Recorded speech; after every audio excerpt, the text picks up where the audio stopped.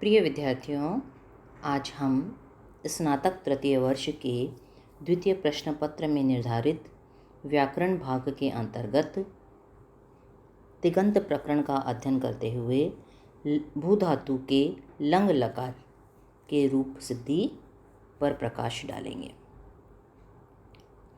देखिए, लंग लकार के रूप हैं आपके अभवत, अभवताम, अभवन, अभवः, अभवतम, अभवत, अभवम, अभवाव, अभवम। प्रथम पुरुष एक वचन का रूप देखते हैं हम अभवत। ध्यान से देखिएगा, भू धातु प्लस लंग लकार हुआ आपका। सूत्र किससे लाया आप लंग लकार? सूत्र है अनध्यतने लंग सूत्र से अनध्यतन भूत अर्थ में भू धातु से परे लंग लकार प्राप्त हुआ। लंग में से ल हलंत शेष रह गया आपका।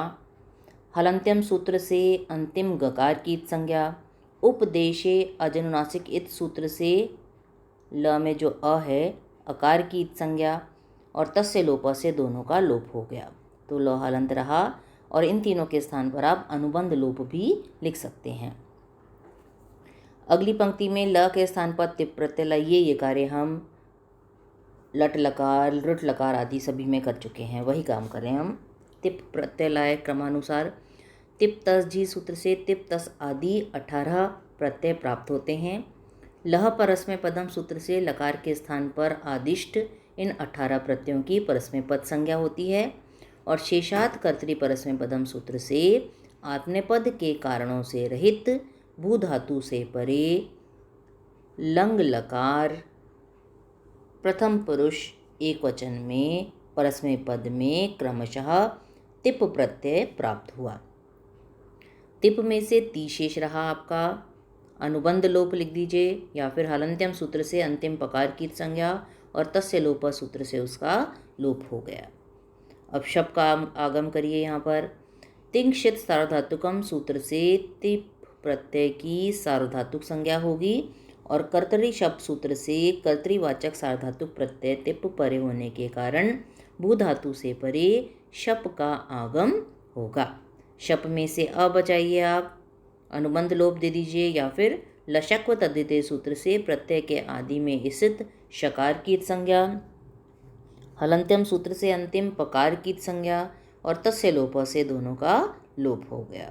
तो भू अ और ती बच गया आपके पास। अब भू में जो उकार है इसके स्थान पर गुण ओ कर दीजिए। भो अ प्लस ती, ये हम लट लकार में कर चुके हैं, लृट लकार में भी कर चुके हैं। तो सार्वधातुक आर्धातु कहो पूरा अर्थ दीजिएगा आप, जो मैंने लट लकार में दिया है आपको। सार्वधातुक आर्धातु कहो सूत्र से सार्वधातुक प्रत्यय परे होने के कारण इगंत अंग भू के अंतिम उकार के स्थान पर गुण ओकार आदेश होगा। अगली पंक्ति में ओ के स्थान पर अ व हलंत कर दीजिए, तो ब हलंत रह गया। ओ के स्थान पर अवादेश किया आपने, शप में से अ बचा हुआ है और ती प्रत्यय है ये आपका। एचो अयवाया वह सूत्र से अकार परे होने के कारण ओकार के स्थान पर क्रमशः अव आदेश होगा।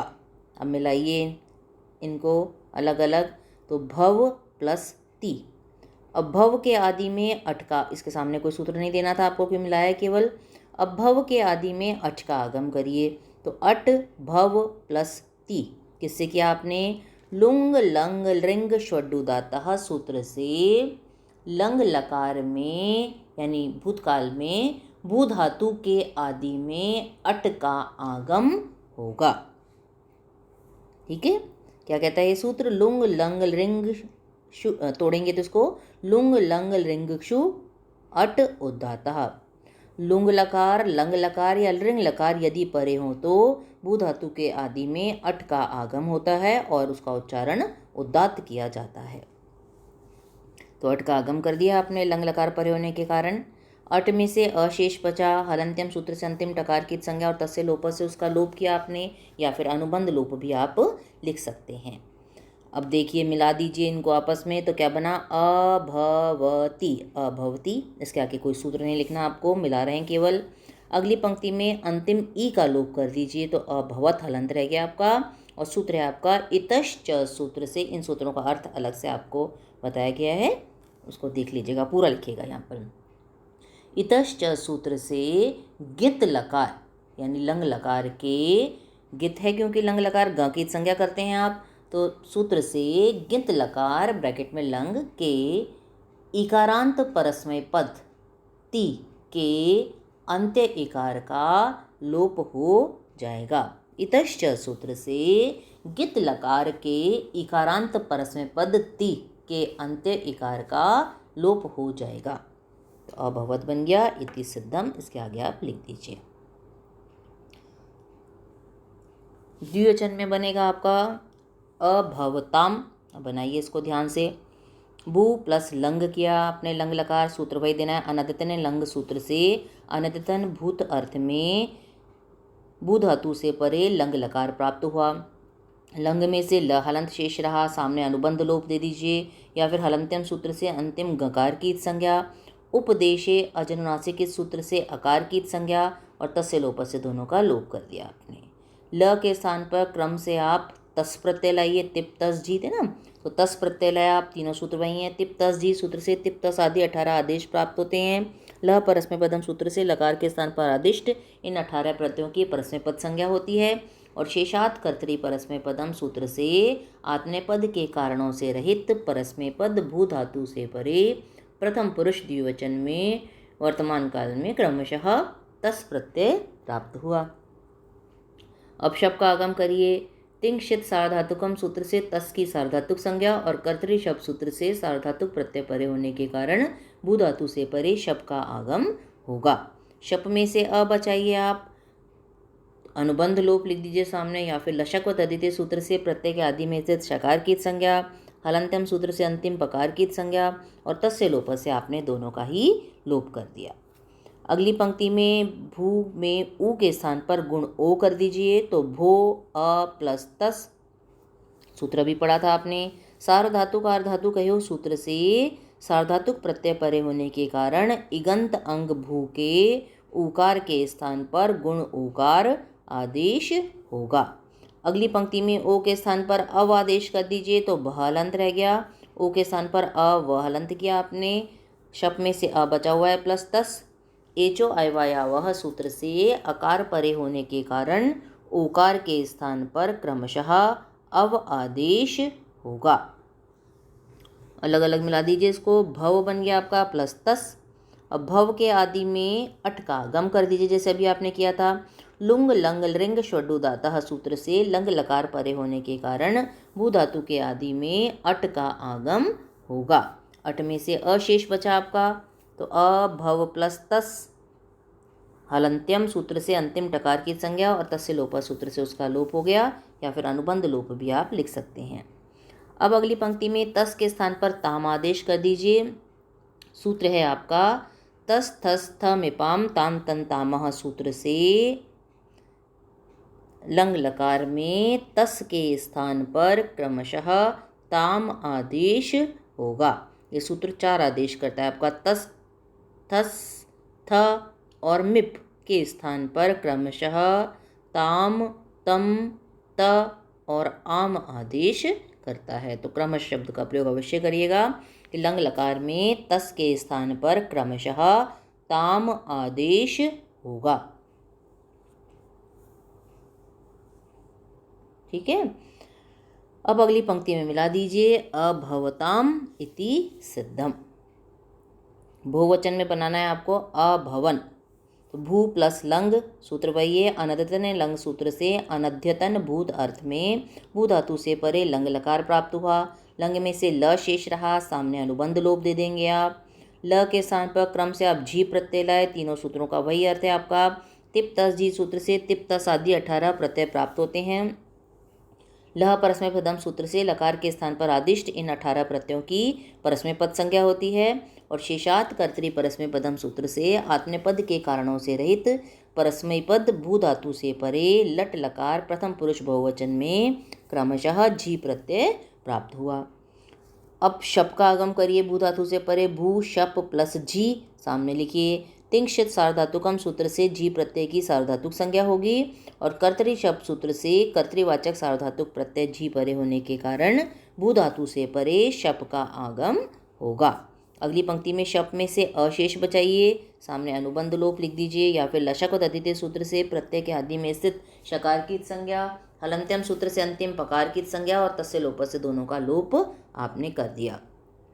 अब भू में जो ऊ है उसके स्थान पर गुण ओ कर दीजिए, तो भो अ प्लस जी सामने लिखिए। सार्वधातुक आर्धातु कहो सूत्र से सार्वधातुक प्रत्यय परे होने के कारण इगंत अंग भू के अंतिम ऊकार के स्थान पर गुण ओकार आदेश होगा। अगली पंक्ति में ओ के स्थान पर अव कर दीजिए, तो भ हलंत रह गया, ओ के स्थान पर अ व हलंत किया आपने। शप में से अब बचा हुआ है प्लस जी प्रत्यय है ये आपका, सामने दे दीजिए। एचो अयवाया वह सूत्र से अकार परे होने के कारण ओकार के स्थान पर क्रमशः अव आदेश होगा। अब इनको अलग अलग मिला दीजिए, भव प्लस जी बन गया, इसके सामने कुछ नहीं लिखना आपको। अब अट का आगम करिए, अट भव प्लस जी, सामने वही सूत्र है आपका। लुंग लंग लिंग षडुदातः सूत्र से लंग परे होने के कारण भू धातु के आदि में अट का आगम होगा। अट में से अ बचाइए, अ भव प्लस जी, हलंत्यम सूत्र से अंतिम टकार की संज्ञा और तस्य लोप से उसका लोप कर दिया, या फिर अनुबंध लोप भी लिख सकते हैं। अब जी के स्थान पर जैसे वर्तमान काल लट लकार में किया था आपने, अंतादेश करिए। अ आधा न त हलंत है, जी में से ई ऐसा कैसा बचा रहेगा। जो अंतः सूत्र से प्रत्यय के अवयव जी प्रत्यय के अवयव झकार के स्थान पर अंत आदेश होगा। झ हलंत के स्थान पर अंत हलंत कर दिया आपने, ई ऐसा कैसा रहा। अगली पंक्ति में मिला दीजिए, तो अभव प्लस अंति, कुछ नहीं लिखना इसके सामने। अब अगली पंक्ति में अभव के अंत में जो अ है और सामने अंति का अ है, दोनों को मिला दीजिए, तो अभवंती बन गया, सामने दे दीजिए। अतो गुणे सूत्र से अकार से परे गुण अकार होने के कारण पूर्व पर अर्थात अ प्लस अ के स्थान पर रूप एकादेश अकार होगा, यानी दोनों अ को मिलाकर एक ही अ आपने यहाँ पर कर दिया। अगली पंक्ति में इतश्च सूत्र से अंतिम इकार का लोप कर दीजिए, तो अभवंत रह गया आपका। इतश्च सूत्र से अभी अर्थ आपने पढ़ा था, इतश्च सूत्र से गित लकार अर्थात लंग लकार के इकारांत परस्मय पद जो आपका है अंति के अंत्य इकार का लोप हो जाएगा, या फिर शॉर्ट में लिख दीजिए, इतश्च सूत्र से लंग लकार गित लकार अर्थात लंग लकार में इकारांत परस्मय पद के अंत्य इकार का लोप हो जाएगा। अब देखिए, न भी आधा है त भी आधा है, तो अंतिम त का लोप करिए। ये दोनों सूत्र आपने फर्स्ट ईयर में पढ़े हुए हैं। हलो अनंतरा संयोगः सूत्र से स्वर के व्यवधान से रहित हलो अर्थात अंतिम जो नकार और तकार दोनों की संयोग संज्ञा होगी, और संयोगांतस्य लोपः सूत्र से संयोग किसकी की है आपने संयोग संज्ञा, नकार और तकार की, तो संयोगांत तकार का लोप हो जाएगा, तो बन गया आपका अभवन इति सिद्धम। कल हम इसी क्रम में आगे बढ़ेंगे।